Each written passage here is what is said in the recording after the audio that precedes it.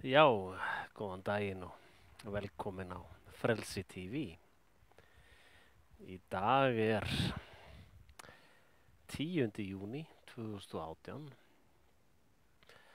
og þessi þáttur heitir Heiðursmorðingjar. Og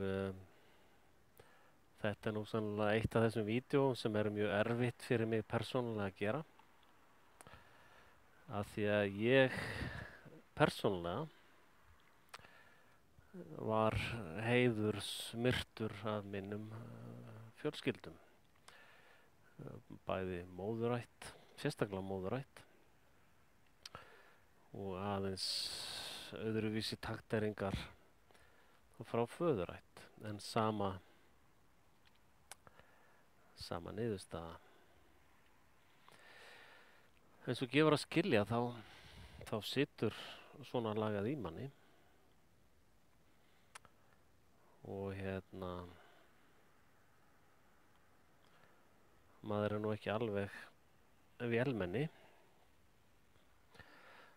og þetta er ofboðslega flókið að átta sig á og þetta hefur eiginlega tekið mig og er ennþá verk í vinnslu að vinna úr þessu máli. Og fyrst náttúrulega reyndi ég aðeins að fronta ákveðna ættingja mína með þetta. Og þetta gerðist, heiðursmorð mitt gerðist á löngum tíma og á hluta til að hluta til voru ákveðnir veikleikar í mér nýttir til þess að fara mjög illa með mig. Og þetta fólk, þessar manneskjur sem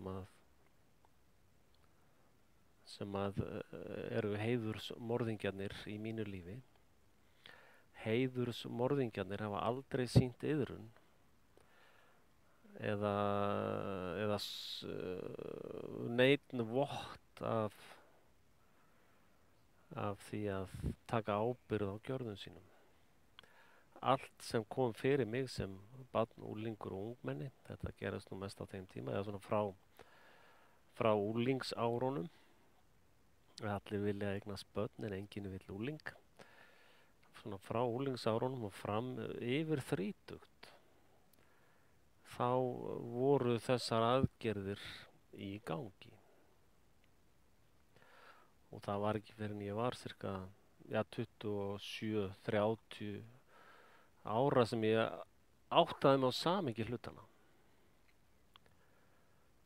Þannig að þetta er mjög flókin ferill og þeir sem fóru fremstir í heiðursmorðunum var móðurættarmegin og það var mín eigin móðir, bróðir hennar Hallgrímur Axelsson, hinn bróðir móður minnar sem heitir Bjarni Axelsson og hálfsystir hennar sem heitir Halla Hallgrímsdóttir. Þetta fólk er alveg svakalega vont fólk og ef ég vitna í svona einhverja dæmisögur eins og með sögunum á Öskubusku að vonda stjúpmamman taldi sig vera voða góða að leyfa Öskubusku bara að vera á heimilinu og vinna öll heimilistörfin meðan að hún var að svona dekstra að tvær aðrar dætur sínar og henni fannst það bara allt í lagi og í sjálfum sér er það túlkunaratriði hvort það er í lagi eða ekki. Þetta er allt saman túlkunaratriði og siðferðis spursmál. Men eru heiðursmorð í lagi til dæmis? Er það bara í góðu lagi? Og svona til þess að byrja þennan feril einhvers staðar þá byrjaði ég á því að leita að skýrgreiningu heiðursmorðs og ég fann nú ekki á íslensku þetta, þannig að ég mun lesa eitthvað á ensku líka. Og hérna er Wikipedia, honor killing, an honor killing or shame killing. Þetta shame killing er mjög mikilvægt atriði í þessari sögu minni. Is the murder of a member of a family to the perpetrators believe that the victim has brought shame or dishonor upon the family, or has violated the principles of the community or a religion, usually for... Já, hérna fara þenni í specific, ég að leita að definition. Hérna kemur definition. Hérna kemur frá Human Rights Watch, defines honor killing. Honor killings are act of vengeance, usually death, committed by male family members against female. Þetta er ekki svona einfalt, sko. Svo ætla ég að fara hérna aðeins neðar. Að hérna er sem sagt general characteristics, extent og aðferðir. Aðferðir við this method of killing includes stoning, stabbing, beating, burning, beheading, hanging, throat slashing, lethal acid attack, shooting and strangulations. The murders are sometimes performed in public. Ákveðin punktur í public. Ég var náttúrulega ekki grýttur eða neitt slíkt, sko, ekki í raunheimum. Þetta voru aðrar aðferðir sem voru notaðar og ég kem inn á aðferðina sem var notuð aðeins einna. En ég bara svona reyna að sýna fram á núna hugarástand fólks sem að framkvæmir svona atriði á ættmennum sínum. The murders are sometimes performed in public. Þetta er svona opinberlega. Okay. Og svo er hérna það sem á við mig. Það er sem sagt forced suicide as a substitute. A forced suicide may be a substitute for an honor killing. In this case, the family member is not directly killed. They do not directly kill the victim themselves, but force him or her to commit suicide in order to avoid punishment. Such suicides are reported. Já. Að sem sagt ein aðferðin við þessar tarteringar er að knýja einstaklingin í sjálfsmorð. Og ég hef náttúrulega vitnað það áður að ég var á barmi sjálfsmorðs strax 14-15 ára gamall. Og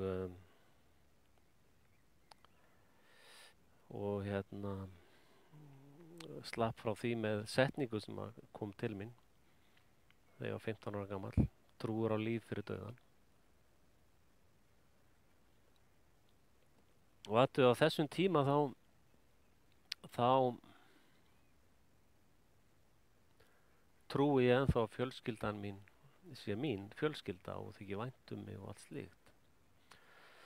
Og þegar ég dreg sjálfsmorðin, sko, að konur til dæmis eftir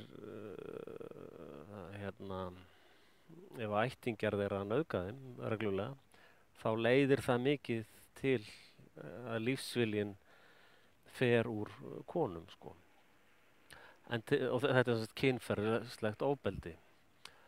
Og ég er ekkert að segja það sé ekki að sama menn sem lenda í þessu, en það er önnur saga. Ég er ekki að tala um þá sögu núna.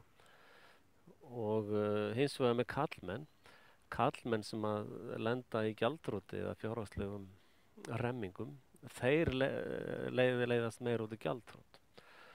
og þar sem að fjölskylda mín gerði mikið var að beita mig fjárhagslegu ofbeldi og ég mun fara inn á það aðeins hvernig það var framkvæmt. En fyrst þarf ég átta mig á hugar og það er það sem er búið að vera með þessi stóra þraut í mínu lífi, átta sig á hugar ástandi þessa fólks sem að maður hélt að væri sínir nánustu. Og þetta gekk mér þess aðeins út fyrir þessa móðurætt. Til dæmis systkini mín í föðurætt bara tala svo illa mig en þekkja mig raun ekki neitt. Ég hef aldrei gert neitt nema verið almennileg við þau og þegar ég hitti bróður minn sem heiti Siggi, held ég. Í fyrsta skipti þá vildi hann lemja mig og var bara með stæla út í mig, sko. Af hverju? Og allt svona, og viðbröð systkina minna, ég man, veit nú, jú, hvað heita það? Ég man ekki hvað það heita einu sinni. Það er stelpa og strákur. Og þau voru opbóðslega svona, sýndu mig mikla vanvirðingu líka. Og að miklu leyti var það út af því að ég var gjaldþrota, sem ég var aldrei í raunveruleikanum. Það var sem sagt Hallgrímur Axelsson og Bjarni Axelsson. Það byrjaði þannig að, ég veit ekki hvað, ég má fara mikið í dítel með þetta, en ég var, byrjaði 14 ára gamall að vinna í trésmiðjum og gekk mjög vel. Hafði mjög gott kaup og allir meistarar vildi fá mig aftur í vinnu því ég var mjög góður smiður. Nú síðan þegar ég var við mikið ofbeldi heima og ég hrekst af heimilinu og til að gera langa sögu stutta, ég get farið í þetta í dítelum ef að menn vilja, að þetta Bjarni Axelsson segir að ég verði endilega að koma að vinna fyrir hann af því að hann það er svo gott kaup fyrir mig í því og þannig að hann dregur mig svona inn í fyrirtækið.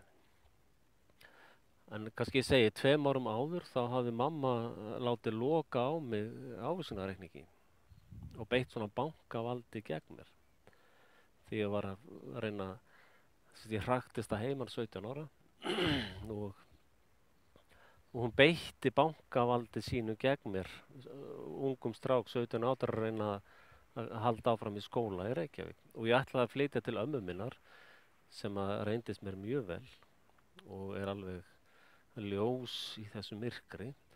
En það var einmitt Bjarni Axelsson sem kom og bara nei, alls ekki fara til ömmu þinnar, komdu bara hérna til okkar og þú mátt vera hjá okkur með og klára skólan og svo bara 1 ári seinna var ég eitthvað farin að þvælast fyrir honum og var svona bara hálfpartinn hent út, sko.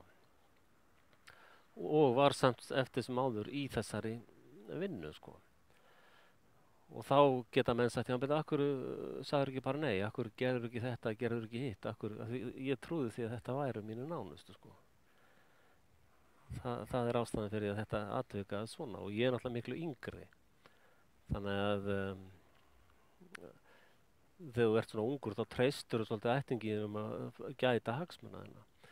En síðan kemur sem sagt, það voru ákveðnir atburðir þarna í þessu fyrirtæki, Fagtún, sem að voru mjög ósangjarnir gagnvart mér. Þeir vildu að ég yrði verktaki, þá réttindalaus og Bjarni fór með mig og skrifaði alls konar reikninga á mig og svo ætluðu þeir að sjá bókhaldi fyrir mig og það var allt saman bara, ég var alltaf í mínus eftir þetta. Og síðan kemur Hallgrímur inn í fyrirtækið, aðili sem hét Víkingur þarna, fór út úr fyrirtækinu og setti mig í verk sem voru algjör tabú tímasetningar, setti mig að skipta þak á einbýlishús í miðjan desember og bræðurnir, Hallgrímur og Bjarni, tóku ekkert mínu rökum af hverju þetta verk fór svona illa. Það var bara dæmt án réttarhalda. Og í framhaldi af þessu þá er ég náttúrulega bara nánast í taugaáfalli. Því ég er mjög stoltur af mínum vinnu og mínum verkum. Og ég er svona hálfgerður perfektionisti. Þannig að þetta er já, síðan í framhaldinu tekur Hallgrímur við þessu svokallaða bókhaldi og þá var ég bara alltaf í rosa skuld Svo kemur hann bara og segir, já, heyrðu, nú bara komið tíma að þú þetta skrifaði gjaldþrota, sko. Og ég bara, já, ég meina, þú ert minn fjárhagslegi ráðgjafi og sér bókhaldið og allt, þannig að ég bara treysti því sem þú segir. Og ég fer til eitthvað blað frá honum og fer og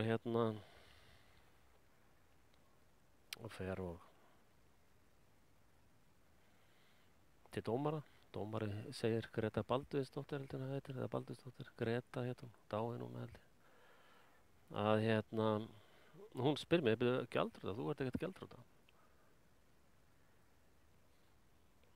Ég segi, ég veit það ekki. Hallgrímur frændi segir ég sé það. Hann er með bókhaldið og veit allt saman best. Og þá lætur hann það gangi í gegn í staðan fyrir að rannsaka meira sem er náttúrulega handvömm dómara. Hann á að rannsaka þetta fullu áður en að haldi þér áfram. Og það voru aðrir úlingar eða ungt fólk í fjölskyldu sem var í alls konar fjárhagsverðileikum. Var að kaupa hús eða var að gera þetta, voru með skuldabrið sem voru að falla og alls konar svona. En þeim var alltaf hjálpað og aldrei neitt talað það við neitt. Hins vegar fóru systkini móður minnar, Halla Hallgrímsdóttir, Hallgrímur Axelsson, Bjarni Axelsson og móður mín, Hlíf Borghildur Axelsdóttir. Þau fóru bara allan bæinn og auglýstu það að ég væri gjaldþrota. Og meira sé að æskuvinur Hallgríms Axelssonar sem heitir Gylfi Sveinsson, sem er algjör drullusokkur, að hann var með þessa vanskilaskrá, var að byrja með hana. Og hann hafði sagt við mig 6 mánuðum áður, þá sagði mig, já, Axel, ég held að þú eigir eftir að fara í gjaldþrot. Nú, segi ég, hvað heldur það? Já, það bara lítið þannig út. Þannig að þetta eru svona atburðarásir sem eru hannaðar. Og það segir einmitt hérna segir það ekki hérna að sko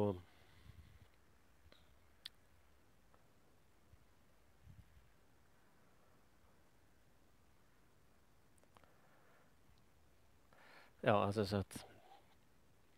þeir búa til svona ferla sem að þeir komast upp með að þeir treysti þeim.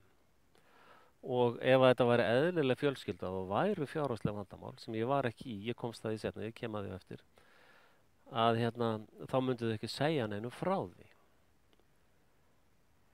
En þau eru heiðursmorðingjar af því að þau hlaupum, og þetta voru svo litli peningar, sko, þetta var 1,5 milljón sem stóðu eftir þegar að búið var að selja allt saman útsölu, allar eignir mínar, og Hallgrímur og Gylfi komu og stálu hluta af eignum mínum út af einhverju sjálfsréttlætingu sem ég skil ekki. Og og 1,5 milljón var sirka árslauni mín þá. Þannig að halda því fram að ég hafi verið gjaldþrota á þessum tímapunkti er algjör vitleysa. Og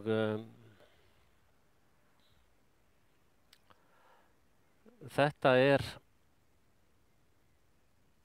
svona svolítið íslensk aðferð kannski við, eða allavega svo aðferð sem ég lendi í, við heiðursmorð. Og þegar þetta gerist þá var gjaldþrot bara svaka áfall, heiðurs áfall. Og þá fær maður að spyrja, hvað er málið, Axel? Akkur voru það að gera þetta? Akkur eru þau svona, hataðu þið svona mikið? Og þá komum við að því að móðir mín var 16 ára þegar ég kom undir 17. júní 1962. Er sækótt dagurinn minn, eins og ég var búin að segja ykkur. Og og þessu fylgdi alltaf ákveðin skömm. Öll hinn 3 systkinin voru kláruðu skóla, voru öll gift, voru með svona þessar hefðbundnu fjölskyldur. En móðir mín var alltaf í einhver svona basli út af mér. Og meira sé að sagði Hallgrímur Axelsson við mig beint að ástæðan fyrir því að móðir mín hefði ekki klárað skóla væri ég. Það væri mér að kenna. Það var bara sagt við mig straight into my face. Og þannig að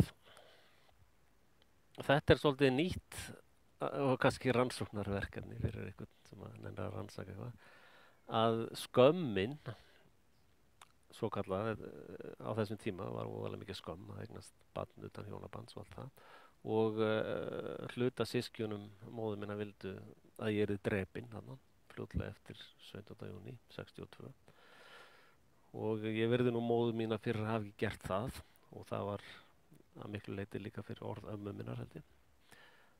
Hún var mikið á móti slíkum morðingja starfsemi. En sko, ég var í raun aldrei gjaldþrota.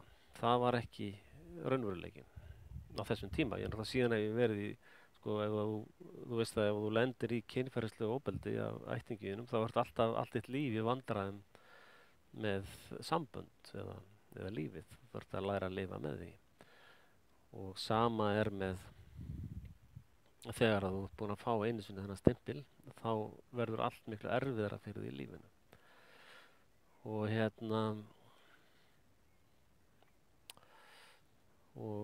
þannig hefur lífið mitt ekkert verið mjög auðvelt á þessu sviði. Og það sem að eitt sem situr í mig til dæmis, það er Ragnhildur Karlsdóttir sem er frænka okkar. Hún er dóttir bróðir ömmu. Og Karl bróðir ömmu var mikill alkohólisti. Það er ekkert að tala illa hann, hann var mjög góður kall að öllu leyti. Og mér þótt alltaf mjög vænt hann og bróðir hans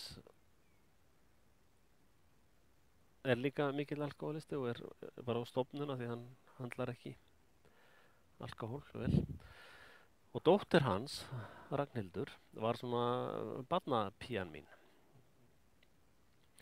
Var svona að passa mig á sumrin og eitthvað svona fyrir mömmu og mér þótti óbærslega vænt hana. Og gerði mér svolítið far á þessum tíma sko eftir ég kom til Reykjavíkur 17 ára þá gerði mér svolítið far svona heimsækja ættingjana og halda þessu fjölskyldu sambandi. En það var alltaf einhver svona öskubuskulykt af þessum samskiptum. Og eftir á þá skil ég af hverju mér leiði yfirleitt svolítið illa í öllum fjölskyldu samskiptum. Það er náttúrulega því það var svolítið verið að tala við bastardinn eða skömmina sko. Og fólk sem sagt þegar það var að tala við mig sem barn eða úrling þá var það alltaf með þessa mynd af mér sem þessi einstaklingur sem eyðilagði líf móður minnar. Og allt það. Og eftir að Hallgrímur Axelsson lýstu þessi yfir á Gylfasyni sínum allan bæinn og ættingja mín allir bara Axel ekki gjaldþrota. Þá kom ég heimsótt til Ragnhildar Karlsdóttir eins og ég hef alltaf gert. Og það var bara eins og ég væri með ebóluna eða ég væri með svartadauða. Og dóttir hennar sem ég hafði nú oft bara hælsað þarna þegar ég kom. Hún bara var náföl þegar ég kom inn á heimilið. Bara eins og ég væri, ég veit ekki hvað. Og þarna voru þau búin að búa til ástæðu til þess að hata mig eða svívirða mig eða koma illa fram við mig eins og þau höfðu reyndar alltaf gert. Og það kemur fram hérna í skýrgreiningunni og það er svolítið merkilegt að þetta er planað.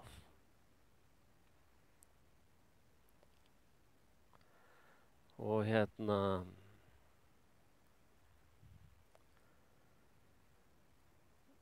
það er svolítið, sko, ég er að reyna að finna svona punkta til þess að reyna einhvern veginn að útskýra fyrir mér það er alltaf hluti sem ég lendi í. Og ég held að þú getur ekki fundið hjá mér ástæði fyrir þessu. Allemst þegar ég var inn á heimilum þessar ættingja minna, þá reyndi ég að labba bara þannig að fólk sæi mig ekki, sko. Hérna kemur einmitt general characteristics. The distinctive nature of honor killings is the collective nature of the crime. Many members of the extended family plan the act together, sometimes through a formal family council. Another significant feature is the connection of honor killing to the control of individuals' behavior. In particular, in regard to another key aspect is the importance of the reputation of the family in the community and the stigma of association with losing social status, particularly in tight-knit communities. Another characteristic of honor killing is that the perpetrators often do not face negative stigma with their communities because their behavior is seen as justified.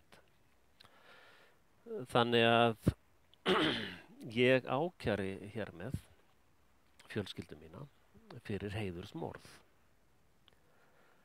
og þið eruð heiðursmorðingjar og í mínum huga eruð þið bara aumingjar af verstu sort. Þá er ég ekki að tala ömmu mína, Oddný Láru Emilíu Pétursdóttir. Ég er ekki að tala Bebbu frænku, Borghildi Pétursdóttir. Ég er ekki að tala Unni, konuna sem var gift karli. En að restin af ykkur eru bara helvítis aumingjar og heiðursmorðingjar. Og það hefur verið mikið talað það að skila skömmin það sem skömmin á heima og hún á heima hjá ykkur, ekki hjá mér. Og í raun það hetju saga hvernig ég hef komist í gegnum þetta lifandi. Það eitt að komast í gegnum þetta lifandi er hetju saga nútímans. Og þegar maður að takast á við svona mál,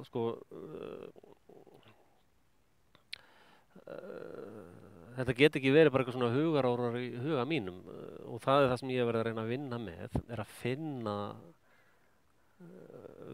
orsakir eða raunveruleika tengingar við það sem að gerast. Og þarna er ég búin að sýna á þessa skýrgreiningu heiðursmorða og ákæran stendur á þessa heiðursmorðingja. Að það er annar í biblíusögunum sem að lendi í svipuðu og hann hefur eiginlega verið svona minn félagi, svona sálu félagi í gegnum þetta. Ég kynntist honum þegar ég var svona 34 ára og var mitt í þessu öllu saman. Og það er hann Jósef í Genesis 37:5, hvað heitir fyrsta bókin? Fyrsta bókin í biblíunni, kapli 37, vers 5. Jósef hafði draum og þegar hann sagði bróður sínum draumi þá hötuðu þeir hann allir. Hann sagði við þá, hlustið, ég er að þýða þetta bara fljótt úr ensku, hlustið á þennan draum. Við vorum að binda korn á akrinum og skyndilega stóð minn vöndur upp á meðan allar ykkar bognuðu. Og þá sagði bræður við hann, ertu að segja að þú eigir eftir að ríkja yfir okkur? Hann var með eitthvað svona draumára og ég var oft kallaður draumóramaður af fjölskyldu minni. Og svona Axel hætti að byggja svona skýjaborgir. Og hann faðir Jósefs, það kemur fram að Jakob, faðir Jósefs, hafði sérstaka mætur á Jósef umfram aðra bræður sína. Einfaldlega vegna þess að hann átti hann í elli sinni. Og að gamals aldrei eignaðist hann Jósef og hann var eitthvað hluta vegna uppáhalds strákurinn hans eitthvað svoleiðis og hann gaf honum alls konar svona gæði sem hann gaf ekki hinum, föt eða eitthvað svoleiðis. Og þetta sturlaði bræður hans. Og það er annað element sem að hafði áhrif á þessa ferla og þessi heiðursmorð var að ég og amma mín áttum alveg sérstakt samband sem var aðalega byggt á minni þörf til að hafa eitthvað til þess að halda í hendina á í lífinu. Og hún svaraði þeirri þörf.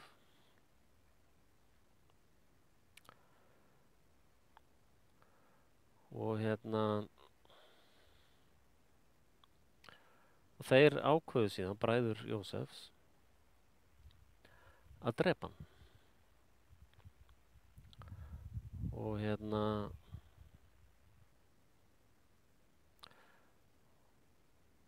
og ég ætla að lesa þetta bara einsku. So Joseph went after his brother and found them near Dothan.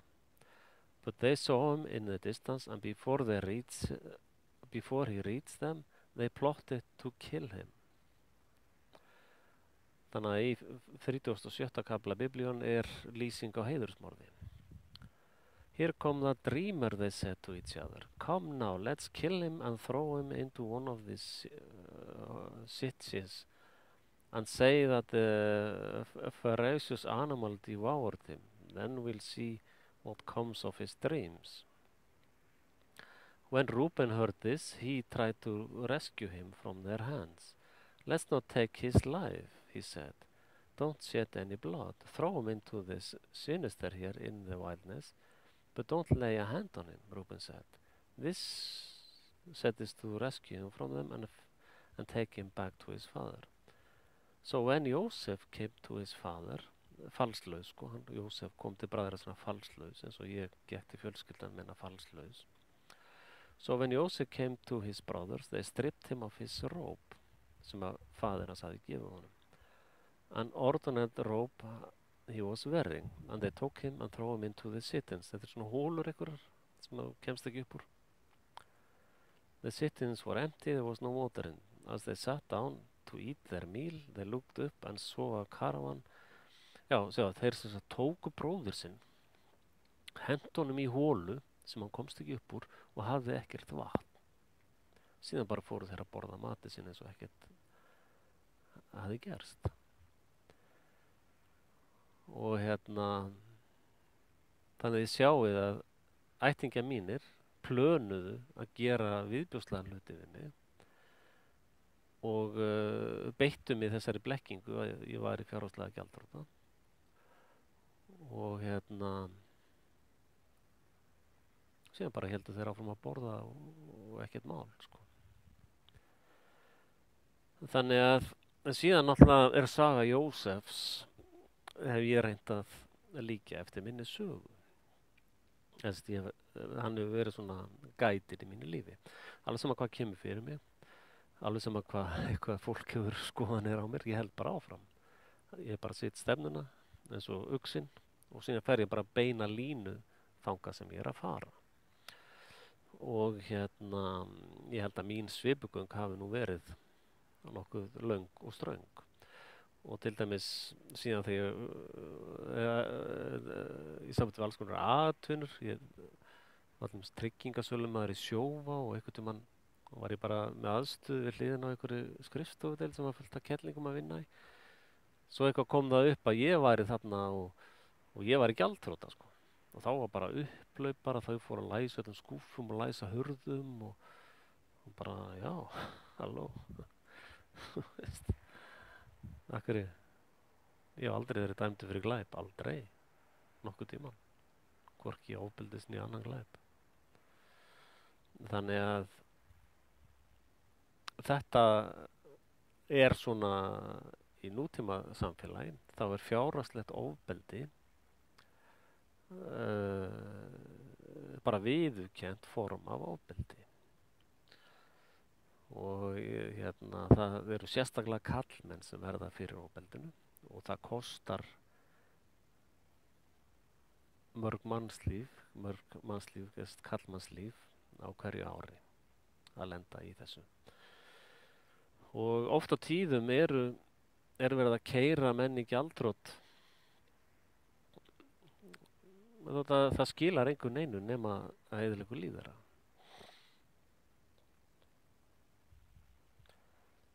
Og þetta hið viðurkennda ofbeldi dagsins. Það fjárhagslegt ofbeldi. Og það engin MeToo-hreyfing í því, sko. og ég hef nú stundum reynt að tala til manna sem hafa lenda í þessu og náttúrulega kvenna líka, það er fullt af en það er aðeins vinna öðruvísi út úr þessu. Þetta hefur ekki svona mikil áhrif á konur að feila, ég hef aldrei feilað fjárhagslega, aldrei, nokkuð tíman. Hins vegar hef ég orðið fyrir fjárhagslegum árásum og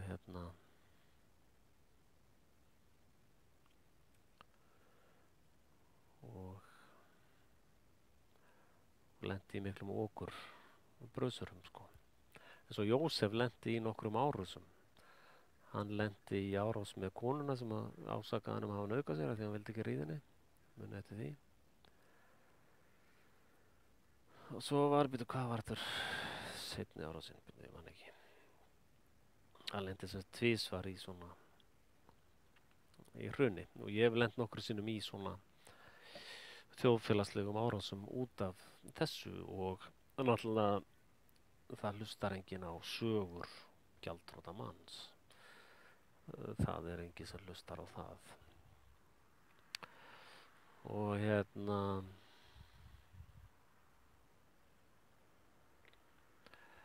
þá segja menn, já, hverju fórst þá ekki bara að vinna í smíðunum aftur? Já, ég gerði það. En þar var ég komið með þennan, já, þessi gjaldþrota, sko. Og og þá var bara að fara að vanvirða mig þar og gera mér erfitt fyrir í allri atvinnusköpun. Og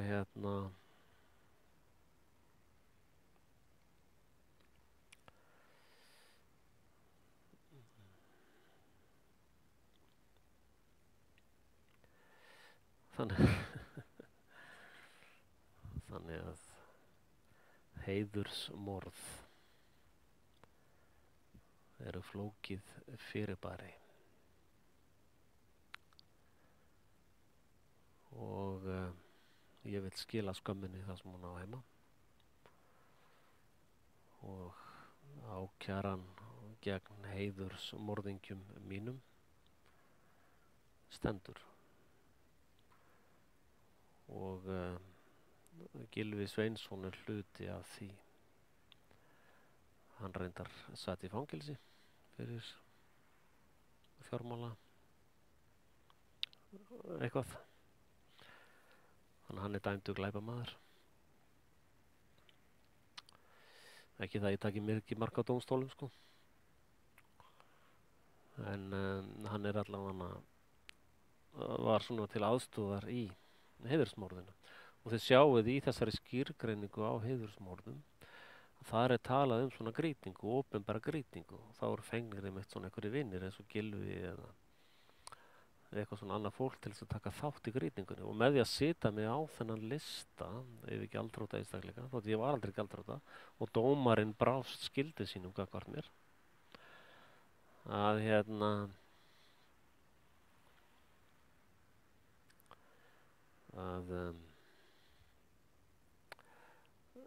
þá eru þetta þau fengu þjóðfélagi í rauninni lið með sér til þess að reyna að drepa mig. Það er ekki margir sem að þola þetta að gangi í gegnum þessu svipagöng. Flestir deyja á leiðinni. En takk fyrir þetta. Þetta var þetta vídeó er búið að vera í meldingunni hjá mér svolítið tíma. Og ég vildi líka bara setja þetta niður fyrir svona söguna og náttúrulega til þess að opna augu annara sem eru kannski hafa lent í svipu, sem eru svona MeToo, eru kannski einhverju MeToo-arar. Þá endilega bara tjáið ykkur um það og ég til ég að ræða þetta meira eða með einhverja spurningar eða eitthvað slíkt. En munið að læka og séra og áskrifast og styrkja og allur þann pakki og takk fyrir komuna, verið sæl.